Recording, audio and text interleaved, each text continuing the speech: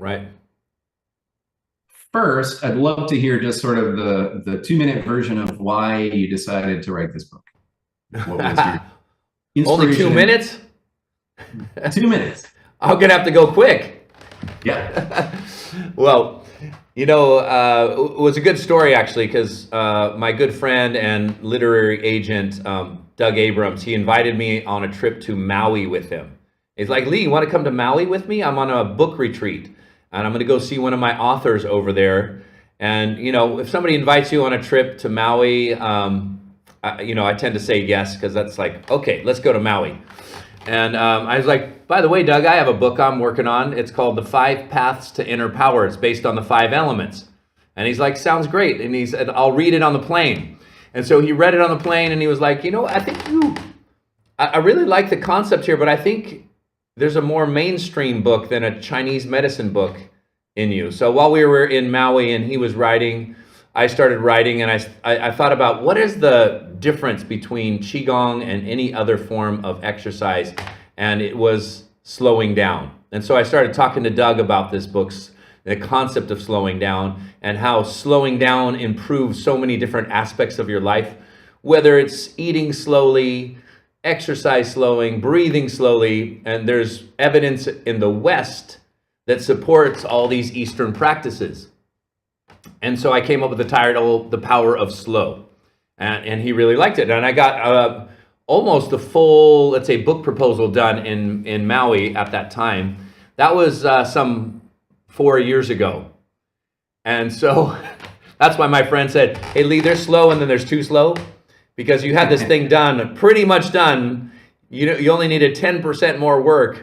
So what happened was I told Doug, I said, you know what? I got most of that book proposal done. I just got a final push. He's like, why don't you take me on a trip and I'll help you finish the book proposal. So we did. We went to Puerto Vallarta and sat either in the hotel room or at the beach and wrote for the whole week and finished it off. And then I went to my friends at Sounds True, because I have a few audio programs and some Qigong programs with Sounds True. And I said, hey guys, you wanna publish my book? And they said, absolutely. And it was as easy as that. I didn't even really look at other publishers, because I have such a great relationship with Sounds True and Tammy Simon and all the folks over there. And then Sounds True said, hey, we want it done in this particular way. Make it a little bit more spiritual as opposed to, let's say, Western science. And so we kind of revised a few things, put in some cool spiritual concepts and stuff, and some great stories, and away we went. Very cool. That was a pretty impressive work getting that into 2 minutes. And did I do great. it? Okay. Yeah. I'm not even out of breath.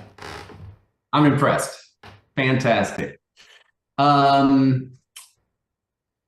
Is that book an ebook? There is an ebook. There is an audio book that Lee himself narrates, and there is a print book. All three are available officially today. They were just released. I woke up to my Audible app telling me that my pre-order was available, and listened to Lee telling me about the slow method this morning. That was pretty cool. Oh, nice. Yeah. So it's here in all those forms. So yes, you can buy it in all the major booksellers. Amazon is got a Kindle version, all the usual stuff. So whatever format you like to consume your books in, you can go get it in that format, I think. Here's a question. I've been working with you for 10 years. By the way, for anybody who doesn't know who I am, I'm Ben. Hi. I co-founded Holden Qigong with Lee 10 years ago, almost, and actually pretty much exactly. And he and I have been working together a very long time to share Qigong and these principles, many of the principles, the Taoist principles, these Eastern principles that he's mentioning are all part of, sorry, the Western science is sort of catching up to, excuse me. And Lee, you've been teaching these for a very long time, and I've been obviously working with you for a long time, watching you teach these concepts for a long time, but the book is its own journey. What would you say was the most surprising part of the journey? Surprising part of putting those thoughts in? In writing the book, it is a journey, and because anytime you have something in your head that you want to share, and then you start to share it, whether it is talking about it or writing about it, it always comes out a little different, and it always is a journey in itself to express something that you have an inkling or an idea around, to be able to express it in a way that makes sense, that's entertaining, that progresses, is always a challenge. And so sometimes I'll think, I'm done. I finished writing it. And then I go back and read it and I go, geez, that just does not sound as good as I thought it did in my own head. And so go back, rewrite it, ask your friends to edit it, ask your parents to edit it. And, it's just such a work in progress to polish something in a way that is enjoyable and consumable, is really challenging. And so me being more of my style is like this, being on camera and sharing information visually, because Qigong is such a visual practice. And I have done so many appearances on TV and PBS and through our subscription. So writing it down was a huge challenge for me, and just developing those writing muscles. And when I was talking to Doug about the idea of writing a book, he's like, "Are you sure?" He's like, "You're good on camera. It doesn't mean you're going to be a good writer." And so as I wrote this over the last 4 years, it was definitely an exercise in putting knowledge to paper, and which was such a different way of expressing oneself. So I'm really happy to have developed some of those writing muscles, because it was such a great challenge, and I think it came out really, really well. There's some fun little cheeky stories. I think some of it is even funny. You're going to read some stories about some of the students, probably right here in our Zoom room. Yes, there are, I'm sure, stories about some of the people that are here today. Hopefully the names have been changed to protect the guilty or the innocent. That is true. They have been changed. Certainly, in reading the introduction, sort of having it read to me, actually, I've read some of the book in pre-release form, but having it read to me by you, really just sort of settling into your voice and your telling your story about how you got into this and so on and so forth. If there's one lesson in the book that you sort of wish you'd learned much younger than you did, what would that one lesson be? Ben, that is an excellent question. You surprised me with that one. Yes. And I think I do that on purpose. You got to think fast to teach slow. That's sort of. You really do. You really do. That's why I'm giving a little banter beforehand, and in my mind I'm thinking about what that one lesson is. Oh, okay. Yeah. Yeah. Oh. I can talk and be thinking at the same time. That's pretty impressive.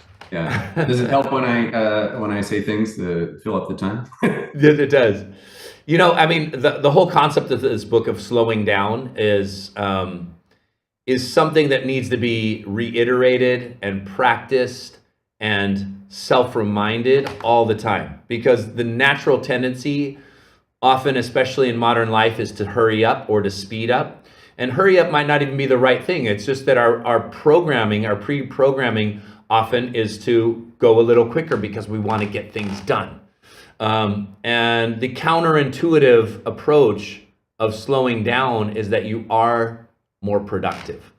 So there is very specific things that we can do, and very specific things that we can do for our health and even our energy and even our practice, because there's a whole section in here on slow body and slowing down the body and slowing down the breath, and why there's so much science behind slow breathing and how it's so great for your health. But the slowing down doesn't mean you always go slow. And so what I wish I would have known way back in the day was that you can be going quickly and even getting a lot done, but being slow in your mind.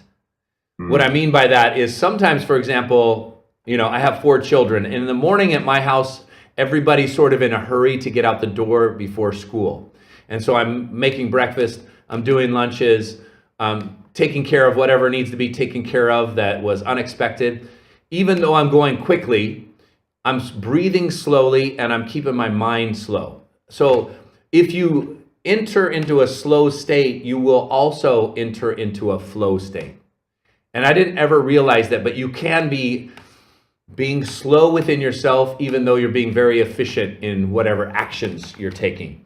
And I think that is something that we didn't really fully flesh out throughout the book, but you can go quickly and stay slow and calm within yourself.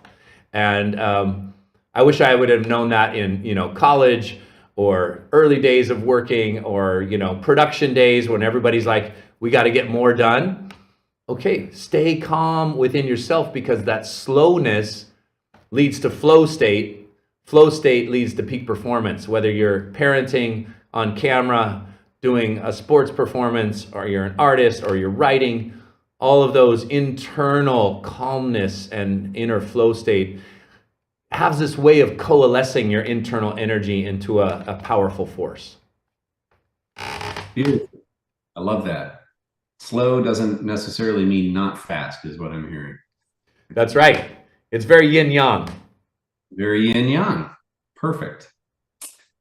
Well, one more question, then we'll dive into letting you do your the reading, and then take us on a little brief exercise, which I'm looking forward to both, even though I heard you read it in the audiobook, but I like to watch you read it, part of it. I'm looking forward Very to nice. that.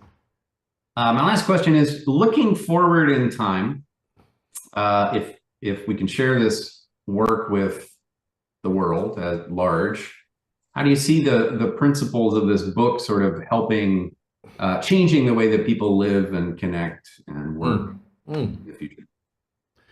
Yeah, great. Another great question, Ben. I think in terms of big picture, what happens when people move slowly? And if we could bring this work out into the world in a big way, you move out of survival and you move into your heart. So you move out of stress mode and into heart mode, because these two energies often are in competition with one another. When we're in survival mode, we're thinking very self-centrically. When we are out of stress and into relaxation mode, all of a sudden we start thinking globally, and we start thinking altruistically. We start feeling more loving kindness. It's a switch inside of us that when we slow down, you move out of stress mode, you move out of self-centric, I need to get more for me, into more of a generous, loving kindness, compassionate way. And if we can, in a big way, move out of survival mode and into compassion mode, I think we can make a big shift in how we treat each other, how we treat the planet, and how we show up for each other in this big, beautiful world of ours. I love that idea. Let's do that, folks. Let's do that. And thank you all for being here. You're contributing right now by being part of this community to us doing that. All of us in the world do our little part to help make that happen. And here you are being part of that. So thank you so much for being here, everybody. All right, Mr. Holden, I'm going to turn it over to you if you're ready to give us a little bit of shine a little bit of the slow light upon us. Are you ready? All right. Yeah, sure. Let's see if I can. I'll start off with the beginning. How about? Okay, perfect. Everybody settle in. It's going to be a 6-hour ride. Yeah. When I did the audio version of the book, it took me 3 days, 8 hours each day. Yep. That was a lot harder than I expected as well, to sit in an audio booth for that long and just read, because all of a sudden after reading for 30 minutes, all of a sudden your mind's like, okay, time to take a break. And the audio engineer and the audio editor are like, keep going. You got another 6 hours. So I kept taking chi breaks. Good. So get that flowing. All right, take it away. Here is the introduction, you guys, and it starts with a quote from the Tao Te Ching. And here's what Lao Tzu said in the Tao Te Ching, written some 2,000 years ago. The soft overcomes the hard, and the slow overcomes the fast. Let your workings remain a mystery. Just show people the results. The slow overcomes the fast. Very turtle hair beginnings. Okay, so the story goes, imagine for a second that you hurried through the most precious moments of your life. Having your 40th birthday dinner at your favorite restaurant would be a battle against the clock. There you'd be, eating as swiftly as possible, scarfing down that freshly caught lobster and caviar like a golden retriever who hasn't been fed in days. Imagine chugging that premium Italian glass of wine, whose grapes were slowly grown in the mountains of Sicily, like a dry-mouthed runner at the end of a half marathon.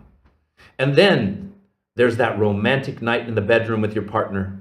You burst open the door, not because of your uncontrolled passion. Oh no. You've got no time for sexy entrances, no time for sweet nothings and gentle caresses, no time for romance. Instead, you both engage in a clumsy, rapid fumble through intimacy, skipping the build-up and crossing the finish line as quickly as possible before briskly falling asleep. How about that trip to Paris you've always dreamed of? You'd get to the airport and hop in a cab, which zooms all over the city at record speed, just enough to catch the glimpse of the Eiffel Tower, the exterior of the Louvre, and the underbelly of the Arc de Triomphe, before speedily delivering you back to the airport. Paris, tick. Sounds ridiculous, right? So, we're making fun of the fast and the hurried because often the best moments in life are the ones we get to savor and enjoy. In fact, we want to create more moments of elevated energy each and every day. And that's a little bit what the book is about, how to create more moments with this feeling of peace, feeling of elevation, feeling of joy. And it's not that we're always living in that elevated, joyful state, but it's that we get to experience more deep moments of connection each and every day by slowing down. And as we're drinking some tea right here, I earmarked a little section in the middle of the book called Welcome to the Mindful Tea Shop. And this is a little story about a good friend of both Ben and myself. His name is David, and I did not change his name because, we want to shine a little light on David and his beautiful tea shop here in Santa Cruz. Probably one of the best tea shops I've ever been to in the whole wide world. Ben, you might agree, huh? Absolutely, but I haven't been to China. You have. I have, yeah, and I still think this little tea shop in Santa Cruz is still my number one. Magical place. Speaking of China, it just reminds me of a story. I was trying to find good tea in China. I was in Chengdu, China. And it's really close to Yunnan, where pu'er tea comes from. So they have a lot of pu'er tea in Yunnan. And I went to the park early one morning to do Qigong practice. I finished my Qigong set, and I crossed the street. I'm walking down the street, and in my mind, I said, I want to find a really good tea shop. And it's a big city. In China, it's actually considered a small city. It's like 4 or 5 million people. But nobody speaks English. I was definitely the only blonde Caucasian that I saw the whole 10 days I was there. And so I'm walking with a good friend of mine, and we're trying to find a tea shop, and we're trying to catch a taxi, and nobody would stop. It was a very busy road, and I think they thought, oh, there's a Caucasian guy. Let's not pick him up. He doesn't look like he knows where he's going. So I kept trying to hail taxis, and after about 15 minutes of nobody picking us up, we started to just look around, and right behind me was a tea outlet. It was an exporting place of tea. It wasn't even a shop, so we kind of poked our heads in there like, hello, you have tea for sale? And the guy spoke English, and he was a distributor of pu'er tea like for the whole world. And I went in there, we sat on a few boxes and had one of the best cups of tea I've had in my whole life. I bought a few bricks of tea, and it was right behind me all along. But I didn't slow down enough to notice it until nobody picked me up. So that was a nice spontaneous story on tea. I love that. All right. Welcome to the Mindful Tea Shop. Okay, so before I share the mindful tea ritual with you, to start training your mindful muscles tomorrow morning, let me tell you about the story of a man I once met in a tea store in California. On a rare occasion, we meet someone who embodies mindfulness, who is so eminently here and now that just being around them alters our experience of the moment. These people seem to radiate technicolor tranquility. They emanate a profound stability. Rather than succumb to the state of constant distraction, so easy in today's world of technology overload, they remain calm, present, and endlessly curious about the present moment. I lived and worked near one of these rare individuals. He owned a tea shop, and unlike the cafes scattered on every corner, this tea shop didn't allow the use of cell phones or computers. There was no Wi-Fi, and he was proud of that. The instant you walked into the tea house, there was a palpable shift for the better in your state of mind. I walked in one morning and greeted David, the owner, with a simple, "Good morning, how are you?" He looked at me and responded with one word, "Fascinated." I smiled at his unique response. We are asked how we are multiple times a day, but very few of us answer truthfully or mindfully. He smiled at me and turned his attention out the window toward the old birch tree outside, watching the breeze dance through the branches and leaves for a moment. He nodded to himself. Yes, he definitely seemed fascinated. Then he held my gaze for just a second before asking me for my order.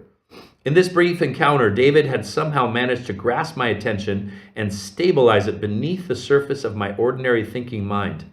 Everything became more alive, more colorful. The light through the trees sparkled brighter, and the sound of footsteps going by was almost melodic. It was as if the window of my awareness had been wiped clean. Does that sound like a good experience of David? You've had a few of those too, huh, Ben? Yes, even just walking into that place has, it's half the battle. He's just created a sort of a field of becoming present. But then, a little extra assistance will give it to you. It's weird way. Anytime I ask him how he's doing, he never says fine. He never says good. How are you? Nope. It's always some, like fascinated and just staring off into the trees, and you're just like, oh wow. One time I asked him how hey David, how are you? And he said, Lee, I don't know. That's a very hard question to answer, because for me to answer that, I'd have to know who I am, and I'm still figuring that out. I was like, yep, that's true. So David's a local Zen master. Yeah, your cup of tea will always come with a little something extra. For sure. Yeah, a little philosophy. Can't just get tea from David. So here's to all of you guys. Thanks for being here. A little cup of gratitude. Cheers, everybody. Mindfulness over tea, and then what I do after this is I share a tea ritual or a coffee ritual, a drink ritual. Of gratitude that can bring you into the moment just on one sip. So throughout the book, there's scattered ways of just becoming present, mindful by slowing down in our everyday life circumstances. Whatever drink of choice you have in the morning, we can take 30 seconds to slow down, to drop in. You could do it with the whole cup. You could do it with one sip. And all of a sudden you've had a more enjoyable cup of whatever. Ben, do we have, can we go into another one? Yes, I think we have time. Before we do our meditation? Yep, let's do it. Yep, and this comes from a section. If you can worry, you can meditate. If you can worry, you can meditate. Because a lot of people often come to me and say, I can't meditate, I can't quiet my mind. And then I say something that one of my teachers way back told a friend of mine, because I brought a friend of mine to this meditation class, and he was sitting there and he kind of had one eye open, and we were doing this meditation, and then he nudges me and he's like, I can't do this. I'm going to leave. I'll see you after meditation at soccer practice. And I was like, and so he gets up and he starts to leave, and right in the middle of the meditation, the teacher's like, hey, where are you going? And I go, oh, he's kind of embarrassed. He's like, sorry, I just can't meditate. And the teacher said, young man, can you worry? And he was like, yeah, I can worry. I worry all the time. And he's like, oh, great. If you can worry, you can meditate. Have a seat. And so, so good. The story goes on and on in this one to talk about how if you can worry, you can meditate. Worry is just meditation on the thing you don't want. If you just turn it around and worry about all the things that you actually do want, your mind is focused, you're concentrating on something, which is often a worry, but we just focus on the positive, now you're meditating. And so I talk about how to just switch the mind from one frequency to another frequency. We're meditating all the time, folks. Often I tell my kids, oh, you guys are meditating on Instagram again, huh? Your mind is focused. You lose track of time. You're concentrated. I said, this is passive meditation, meaning that somebody's just feeding you what you should think about. Now, active meditation is when you feed yourself what to put your attention on. And so we're meditating all the time. We're just getting now much more control of the facets of the mind.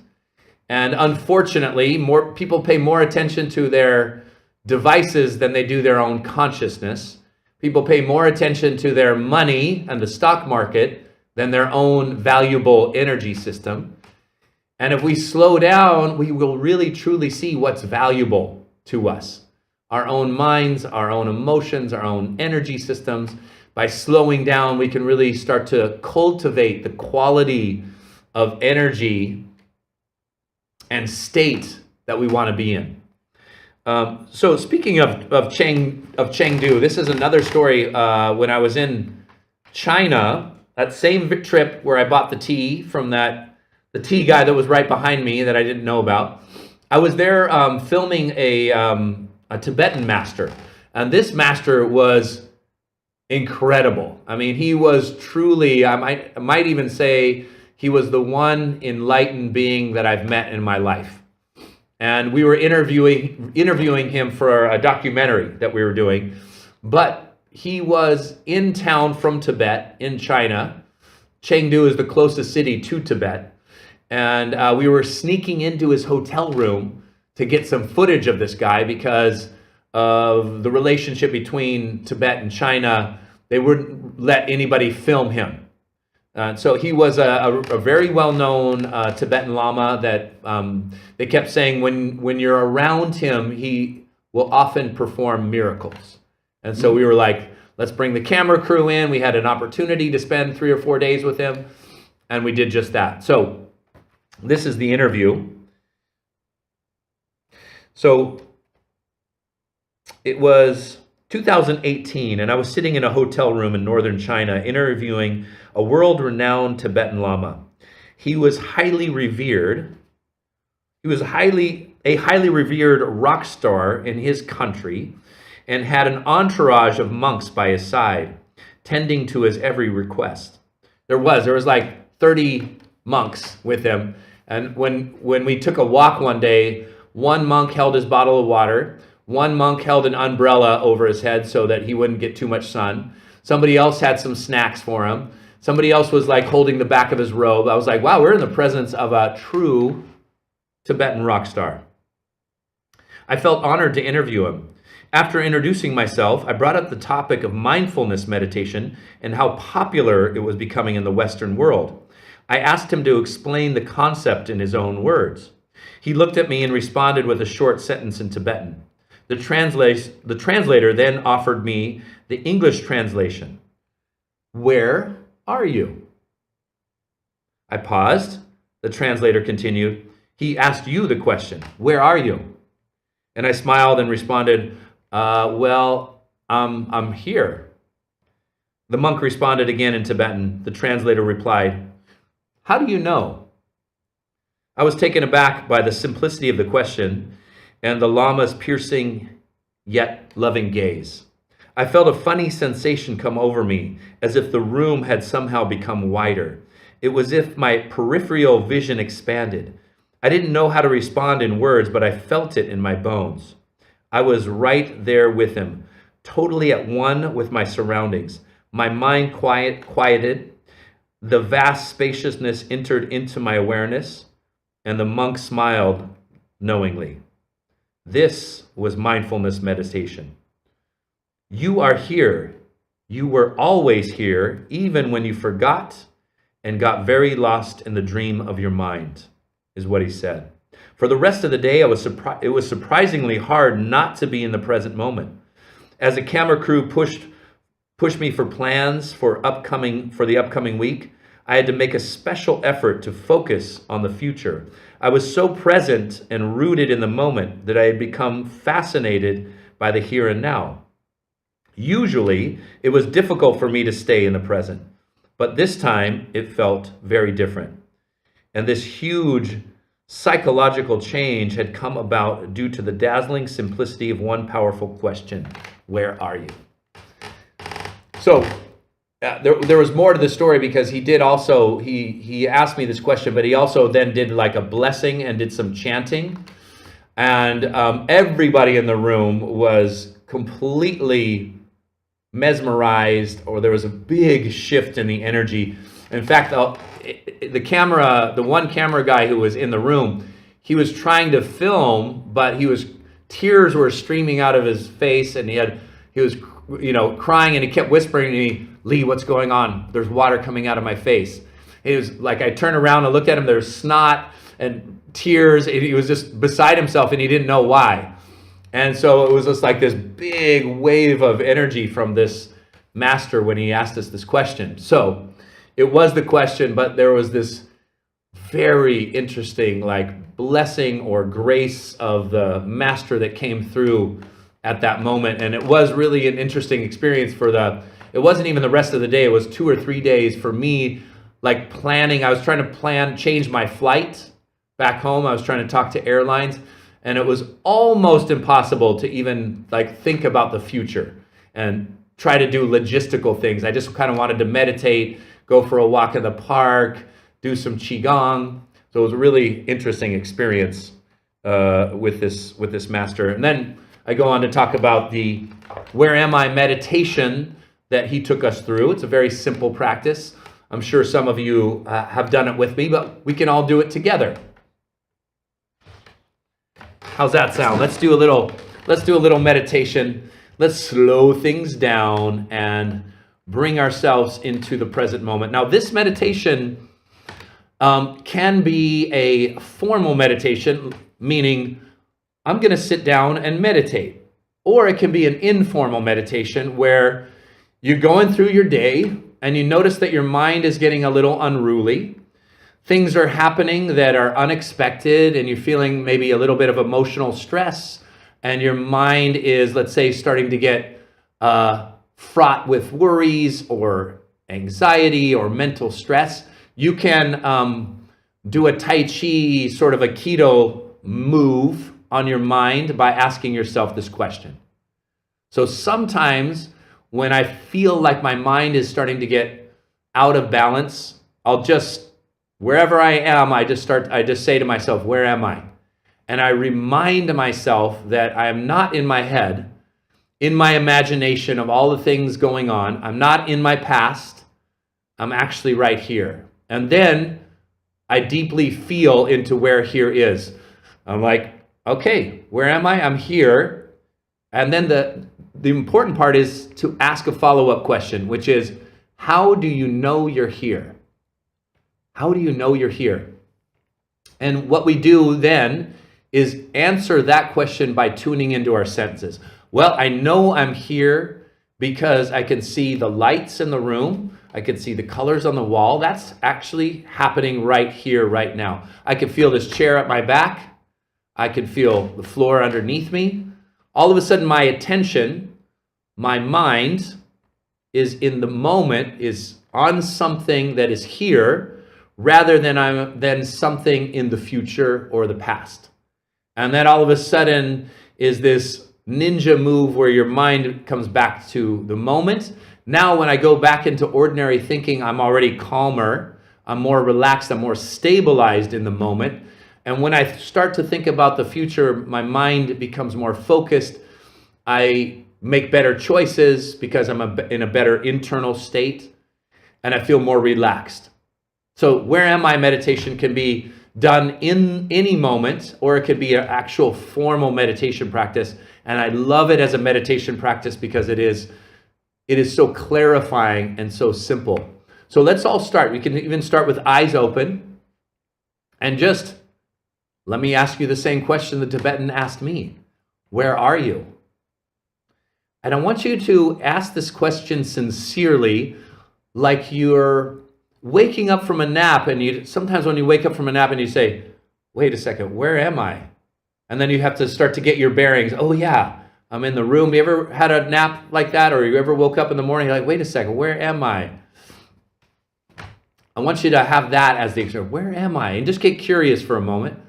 Where am I? Because we assume we know where we are, right? But we're on this beautiful planet. It's spinning through space in this big, vast, infinite universe. Where are we?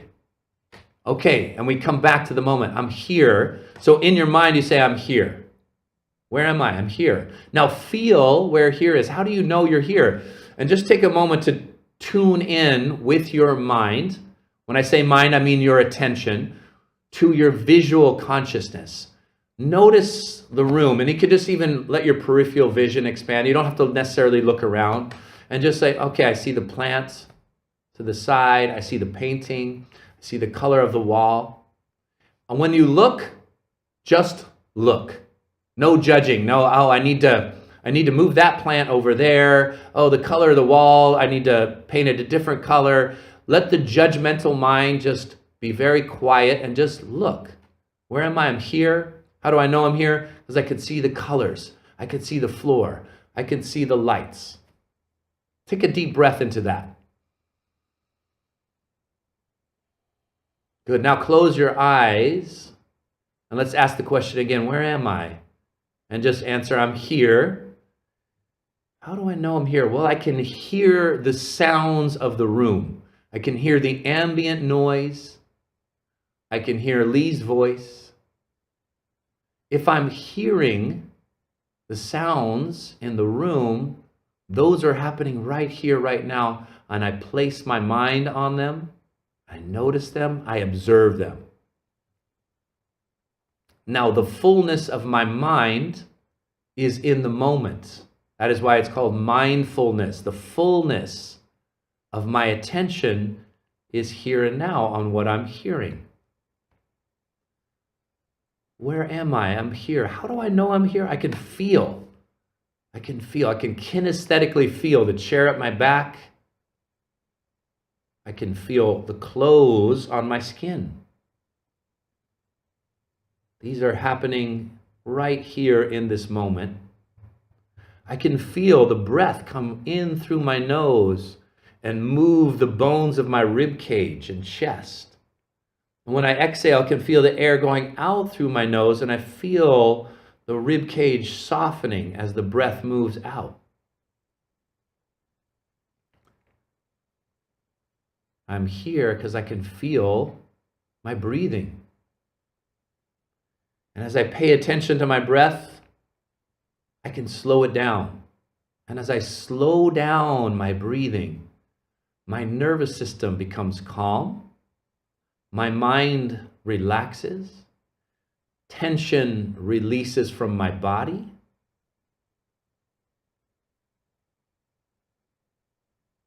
Your breathing is the bridge between your mind and body. It's the way that the mind and body communicate. Slow down your breathing. Your whole system says, I can relax into the moment. I can be at peace right here, right now. Where am I? Answer the question in your own mind. And place your mind on something that's happening right here, right now.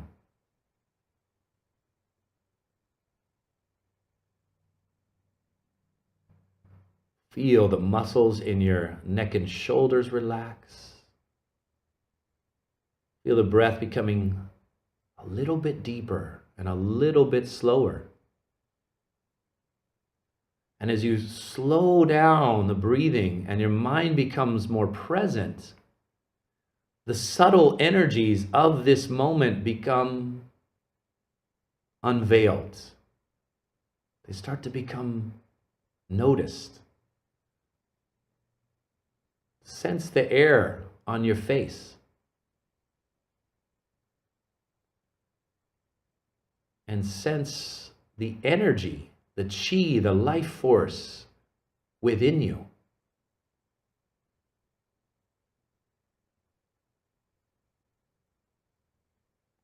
This moment has secrets to reveal when the mind becomes calm and relaxed and present. Take a nice, slow, deep breath.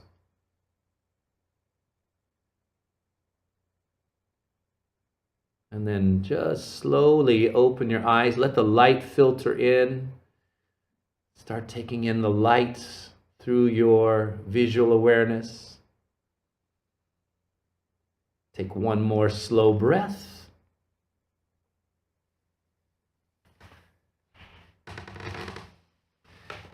And what a nice journey into the depth of the present moment with a good question.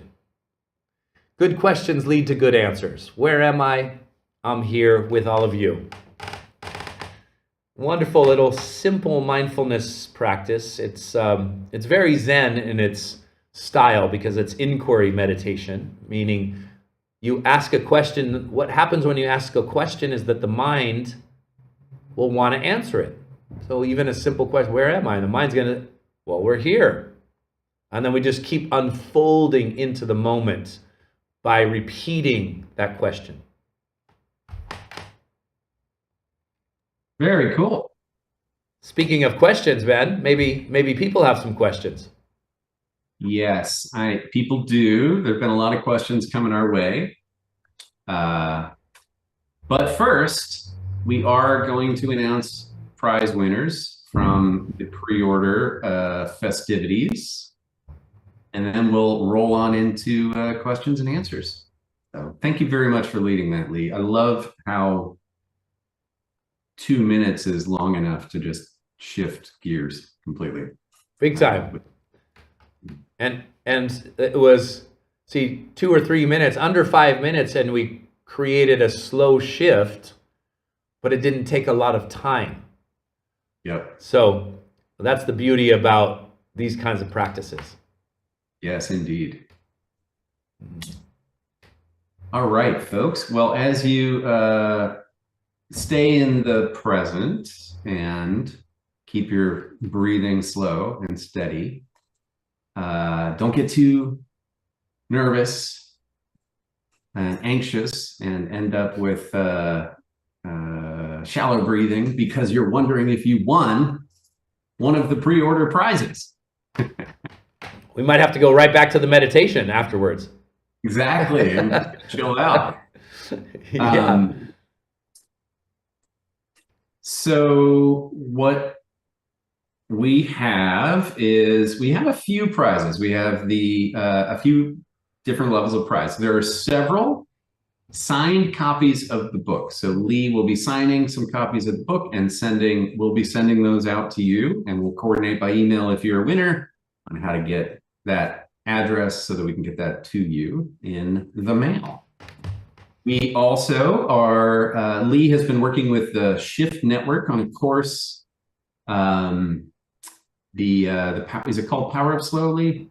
I think it is Power of Slow through Qigong. Through Qigong, perfect. So we have a few seats in that course that's underway now that will be available for, I think, 5 of those prizes for a few of you. We have 1 year of the subscription. Now, many of you are already subscribers. If you win this, then you get a year of subscription to Lee's 3 times a week Qigong classes over Zoom and live stream and the replays and all that. So the subscription to Lee's weekly classes as a Qigong teacher, there are a few 1-year passes for those. And then there are 2 one-on-one sessions with Lee. Lee will jump on a Zoom call with you, which is a pretty amazing prize. And we almost never offer anything like that because who has time for that when you have 4 kids running your house? That's right. So those are all the prizes. We're going to start with the signed copies of the book. Lee, do you have your pen ready? I sure do. All right, that's good. We're going to have a whole bunch of books showing up and getting those out the door to all of you. So if you hear your name, feel free to jump up and down and scream and shout. But if you don't, that's okay too. We'll understand. All right. Lee Nowakowski, you want a signed copy of the book? Nice. From Lee to Lee. Yep. Lise St. Louis, congratulations. You want a signed copy of the book? Oh, nice. 1 moment, sorry.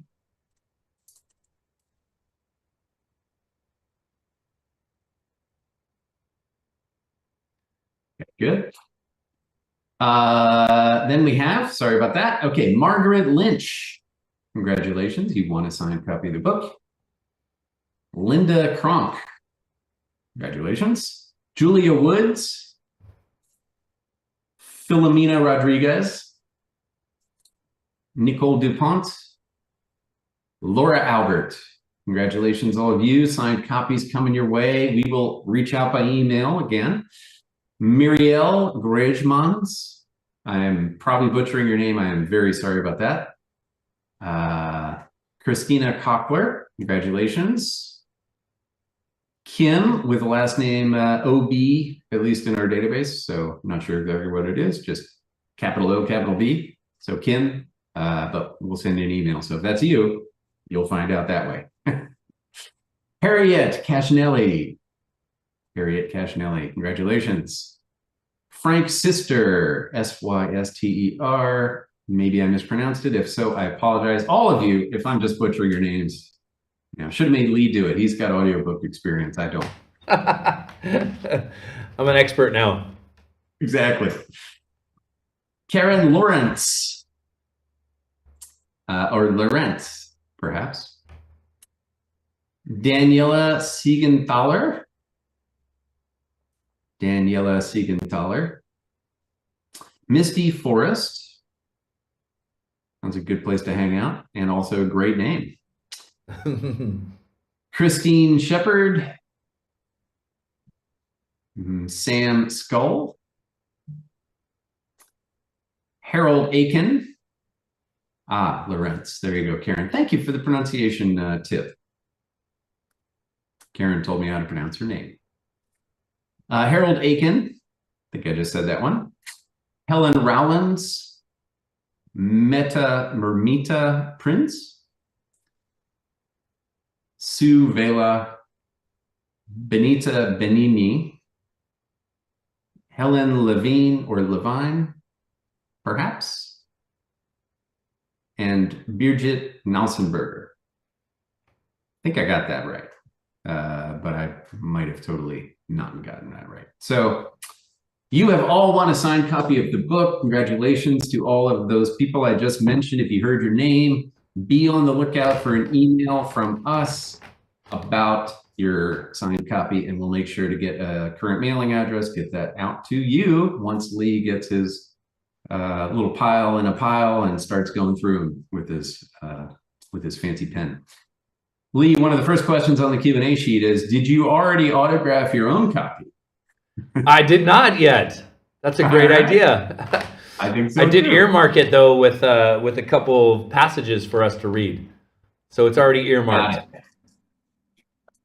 Okay, earmarked for the passages. So he's already earmarking his own. It's probably going to write all over it and get his highlighter. Highlight. Yeah, exactly.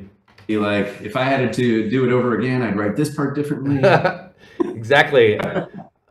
I'm already thinking about book number 2. So I'll bet. Well, that's the problem with art. By the time it's actually gets through the engine of getting things to print or to publication or out there in the world, you already know all the things that are wrong with it.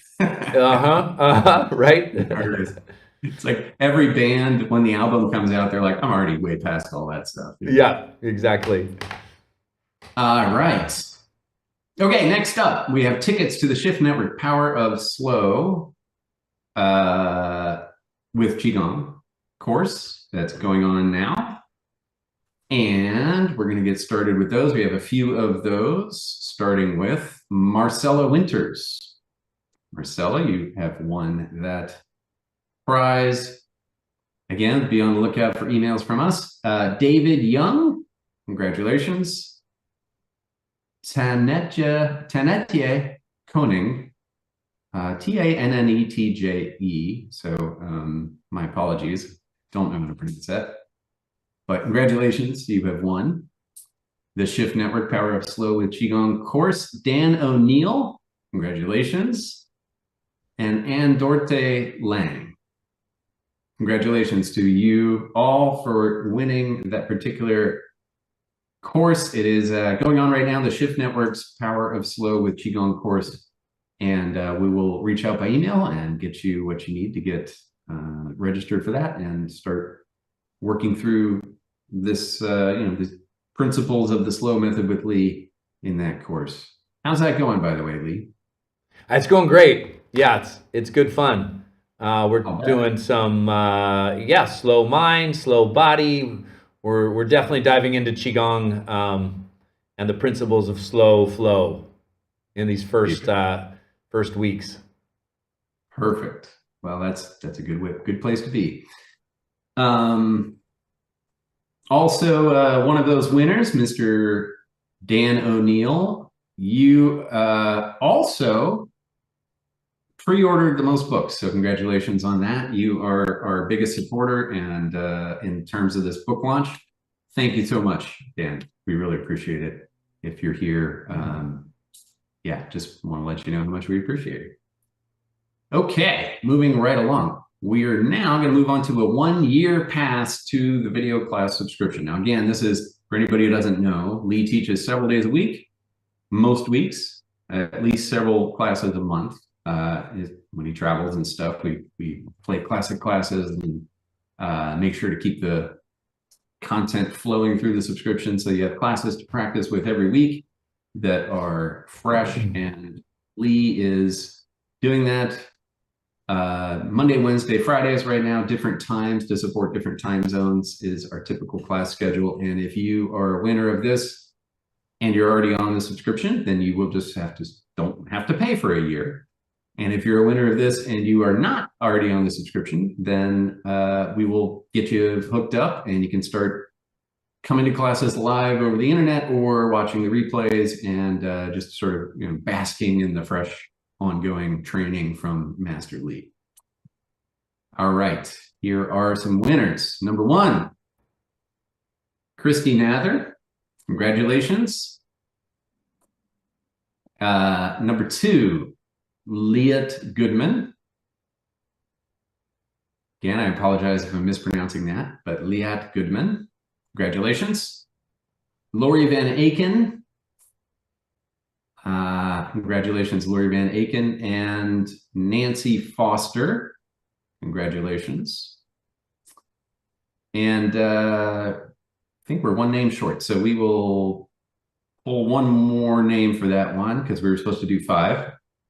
And we'll get that sorted, but I'm not going to announce it right now because we are running low on time. We do have Q&A. So we're going to move on to the 2 big prizes, which are 30-minute one-on-one sessions over Zoom with Mr. Holden himself. Are you excited about this, Lee? You get to super excited. you know, it's a weird thing doing all this stuff online. You used to, you know, teach a class and then you'd have people come and pester you. That's right. A variety of things. And, yeah, this will be fun.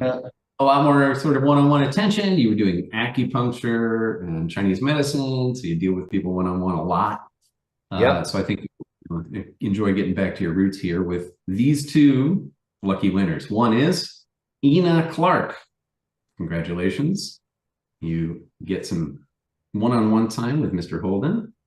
And Carolyn Lanes, or Lines, but Carolyn, congratulations. You also get some one-on-one time with Mr. Holden. All right. Fantastic.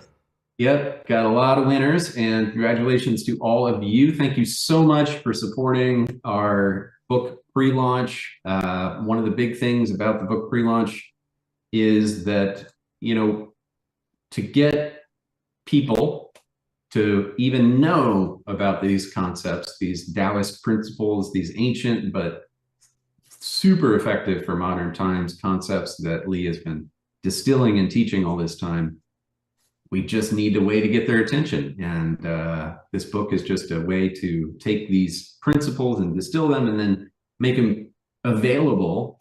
But in order for people to get any benefit from it, they have to know it exists. So the pre-orders are enormously helpful for just sort of getting some momentum during those first really crucial couple of weeks to launch a book. And getting on bestseller lists is the best thing you can do to make sure other people know about the thing and spread these concepts, these principles. So if you have not ordered the book and you think you might be interested in doing so based on what you've heard today, please do in the next couple of days if you can. There'll be links hitting all the chats, whether you're watching on YouTube or Facebook or over here. Oh, somebody just got a note from Amazon, books on the front porch. Congratulations, Amy. Good oh, wow, really? Yeah. That's cool. They'll be flowing all day long. It's everybody's getting their shipments coming in pretty quick here. But yeah, please do. They'll be posting some links in all the chats, of course, where to go. Our page has some links out to different places you can buy it. Kindle form, ebook, Audible, if you're an audiobook person, the print book, of course, for those of us who love a feeling of a book in the hands. But it's all today officially available, and the most momentum that we can get is during that crucial first week or two. So if you have friends you think might benefit from it, any help you can give us in terms of spreading the word is obviously enormously appreciated during this crucial phase. And the pre-orders were a big part of that. So thanks so much. Donna says, Amazon just pulled up at my house. Congratulations. Hey, Ben, we forgot to mention that in the book are links that almost all the exercises that I describe in the book, we filmed an exercise that goes with it. So not only do you get the book, but you get links to videos of the exercises that are in the books that we filmed right here. So those are bonuses. Absolutely and right. The links are in there. You could just type them in and you get some great additional video coverage of the exercises. Because you know what? Sometimes it's hard to describe a particular thing in a book, especially if it's a movement, but it's much easier to see. So we filmed all of the movements that are in the book right here in the studio. Yes, indeed. And so the movements and the meditations, number of the exercises, there are video demonstrations of, so you can go in the book and find that link and just kind of get on that page and start doing them. Excellent. Good point, Lee. Thank you for mentioning that. All right. Time to dive into the questions. We have infinite number of questions. And first one right out of the gate kind of came in even before we got started. My question is, how does someone with hyperactivity slow down while trying to learn to slow down? It's like double or even triple the work. I have the hardest time trying to be slower, this person says. Right? Great question. I should have read that in a quicker voice. Yeah. Oh, we get the point, because I think a lot of us have that, or will have that at different times during the day.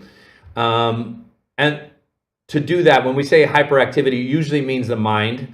The mind is very quick in its thinking, quick in the way that it repeats thoughts. And if you have an active mind, this will help. What you do is something with your body. It's hard to slow the mind down by telling it to think slower, because the mind will often say, I am thinking slow, I'm thinking really slow, and there's this and there's that, and it just keeps going with all the slow thoughts that it's not doing. But it's telling us all kinds of things, and most of the thoughts in our own minds, we didn't choose to think them. They just bubble up. And the pace at which they bubble up often is patterned very quickly. To help that, slow down your breathing. So do some wave breathing. One of the exercises, breathe to your belly, to your chest. And if you notice that if you do about 30 seconds or a minute of slow breathing, even 5 minutes of slow breathing, your mind will follow and be much calmer and much slower. That's one suggestion. There's many, many things in the book to help that. Absolutely. Yeah. I mean, certainly my experience being a hyperbrain person once upon a time was that the physical aspect of Qigong really allows me to kind of be in the body, that brings me into the present moment, because the body is always in the present moment, as you say, and made all the other things a lot easier. So doing those physical, those movement-based meditation practices just really worked well for me where other things hadn't. So I resonate with that answer very much. Yeah, great.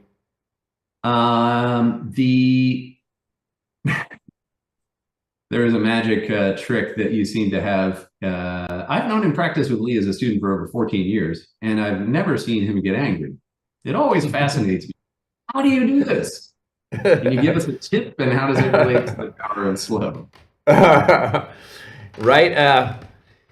You should have seen me yesterday. No, I'm just kidding. Anger is not an emotion that I tune into very often. It is true. I rarely get angry, even parenting. There's been a few times, but it can be a good emotion. Anger, all emotions, even when the quote unquote negative emotions serve their purpose. And, when you see an injustice or something's happening that's just really out of line with your values, it's easy to get angry. And maybe that is an appropriate emotion at the time. So it's not that we never want to feel anger. It's just that anger can really arise on little things. And some people, they can really get angry at inanimate objects. Like I saw somebody trying to put in a garbage bag into the garbage, and the garbage bag was really not complying with the shape of the garbage. And, they got so pissed off at this garbage bag, and I think we've all been there where we're just like this, and then we start swearing at the thing, and we start like, the car door won't unlock, or you forget your keys and you're in a hurry, anger can really arise up. And anger is a very powerful emotion. It's very strong. And when we receive somebody else's anger, it can be very hurtful to us. And when we say things in anger, often where our emotions are hijacked and we say something to somebody, it really hurts them, and then we feel bad later, especially later. And so with emotions, as I go through the book, I talk about relationships as the last section. Slowing down in our conversations and not necessarily needing to bring in urgency into everything somebody says, does.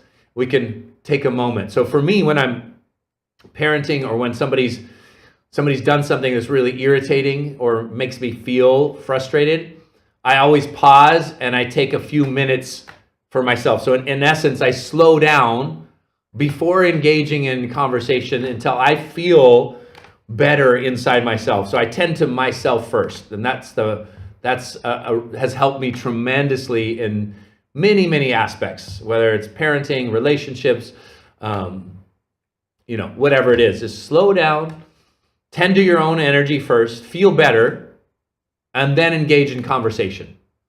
And anger it's very fiery, so it can be very quick. And often it feels like the right thing to say because I'm angry at the moment, and later if it has caused so much damage. And speaking of saving time, after you're angry with somebody or somebody's angry with us, it takes a long time to unwind the emotional entanglement and the hurt feelings that have come.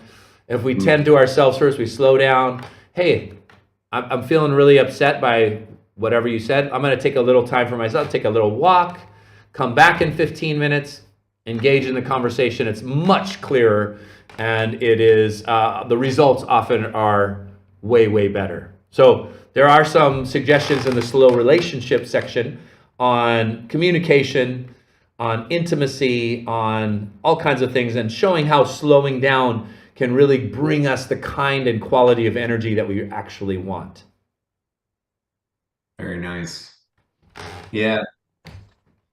Yeah, it's such an interesting concept as slowing down into that sort of present moment awareness. Then often the things like anger that flow through just become less in control and more observed. And so that way you can actually let them do what they need to do to kind of not bring it into your relationship or conversation. And you are truly a master of that. I've seen it over the years as well. Very impressed. Thank you, Ben. Of course, man. Yeah, I've learned a lot through that. All right, here's one. Sometimes people get slammed into a slow life. Emphasis on slammed. Accidents, illness have to suddenly and permanently shift people. Letting go of a life one builds when not really wanting to can be tough. What do you suggest for people with slow down? Wow, yeah, gosh, great question. There are no great answers to that question. There's only great answers for you. As the universe tells you to slow down, and for whatever reason. And for me, I'll speak from experience, and this goes back to one of my origin stories into Qigong, and that was an injury to my lower back playing soccer. So, going really quickly in a sport and then getting injured my low back, and then I can't walk fast. I remember the whole next week, walking from class to class, I was late to every single class on campus because I had to walk so slowly. I was hobbling around and I was in pain. Towards the end of that week of walking slowly to class, I started to shift my awareness and going, gosh, I never noticed that tree right there. I never noticed how the squirrels did this at this particular area. I just started to enjoy now my new necessary slowness, and I wasn't always rushing to class. I could just take everything in, and I just tell the teacher, hey, I'm going to be late because I'm injured. First few days I was depressed because I was hurt and late, and then I'll started to enjoy things. And what led on the back end was me finding Qigong.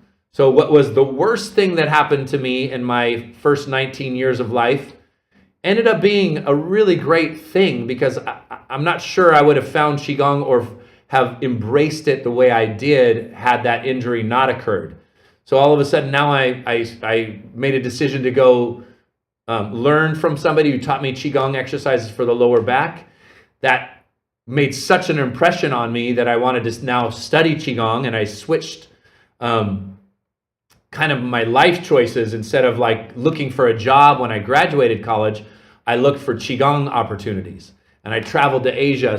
And all of these things unfolded because of that. So you can have the awareness, and even speaking of good questions, like where am I is a good question, but also what wonderful things are going to happen on the other side of this challenging circumstance. And put your mind onto those wonderful things that might or that can or that will unfold from this life challenge. Beautiful.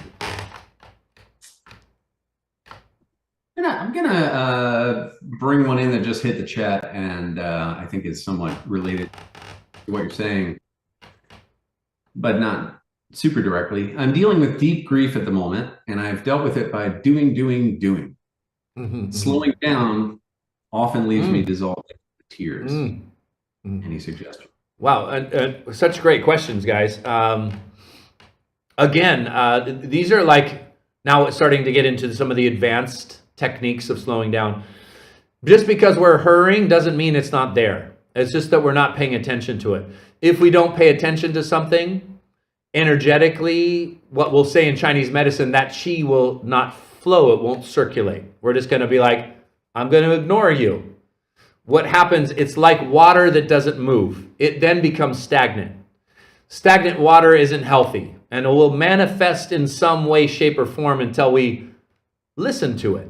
So think of these emotions like good friends that need conversation with. If a good friend said, hey, I'm not feeling really good, can I tell you what's going on? We'll be like, sure, tell me what's going on. Or we might pick a time where we have 30 minutes or an hour to spend with that person to really listen to.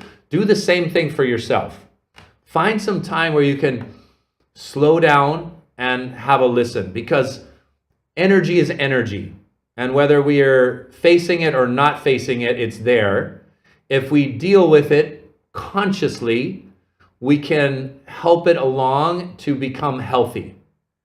If we go about things unconsciously, usually what happens is some manifestation of that, because energy wants to be listened to, energy wants to be heard. For example, emotional pain or physical pain, pain is a signal to say, listen, pay attention, slow down, I need to be heard. So in listening will be the healing. In slowing down will be the healing, even though at first it will be challenging. So I would say a couple of things. Slow down, work with it, have some support, friends, family to support, to listen to you as you move through it. Journaling is great. Many professionals can be great, psychologists, coaches. Come to our Q&As. We can support in a variety of different ways. Also doing something in Qigong that addresses grief. So spend some time working with the energy of the lungs. There's many of our programs with better breathing, Qigong for depression. We have a lot of things that work with that emotion so that it gets circulating and flowing. But first step, slow down, pay attention, notice where it is in your body, help that energy move and circulate and release. Beautiful.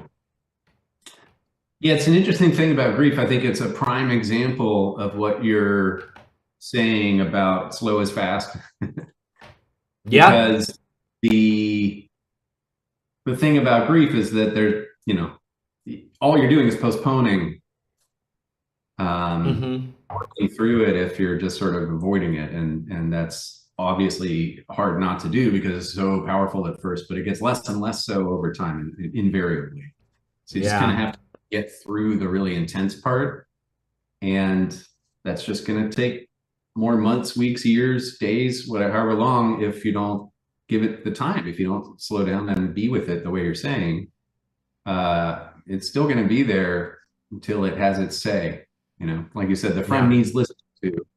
Yeah. So I think it's a perfect example of slow being fast, and slow down into it, and you'll get through it a lot more quickly in the long run. Yeah, this is so true.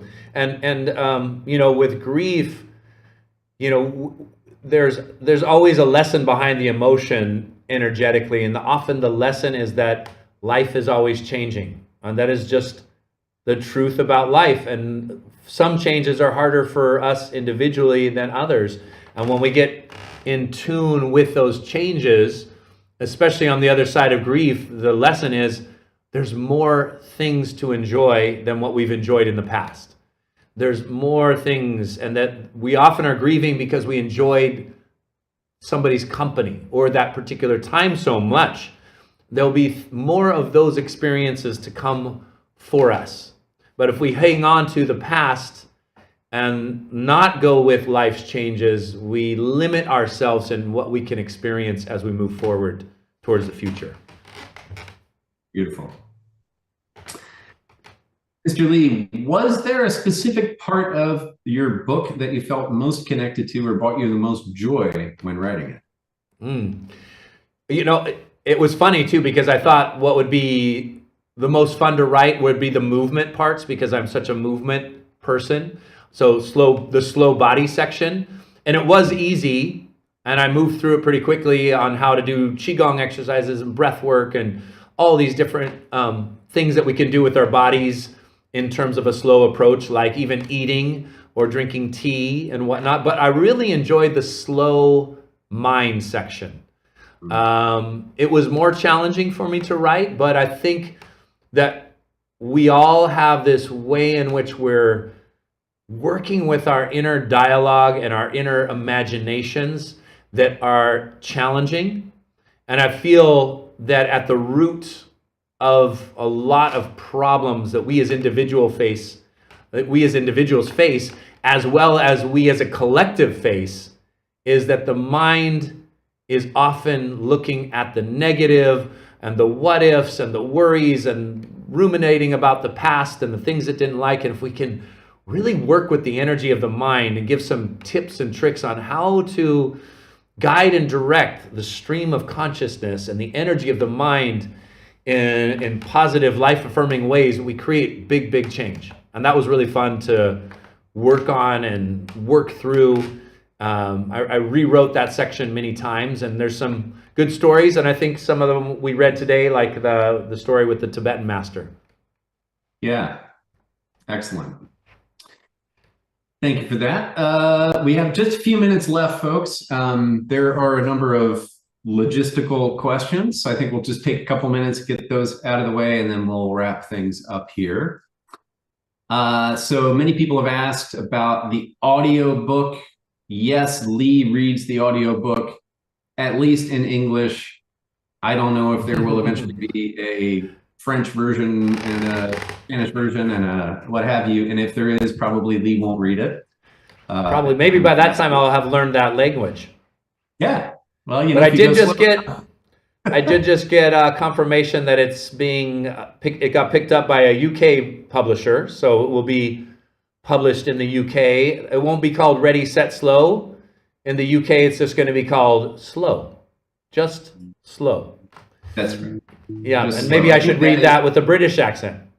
Yes, well, very nice. I believe that is available now. So if you are in the UK, you can order. Yes, just it is. Slow, and the Portuguese edition just got picked up as well. Very nice. There we go. So if you're in Portugal, I don't know how to say Ready, Set, Slow in Portugal, but you could probably find it in your own language. Yeah, I think you can. Yeah. Will there be a Kindle edition? Yes, there is a Kindle edition. It did come out today.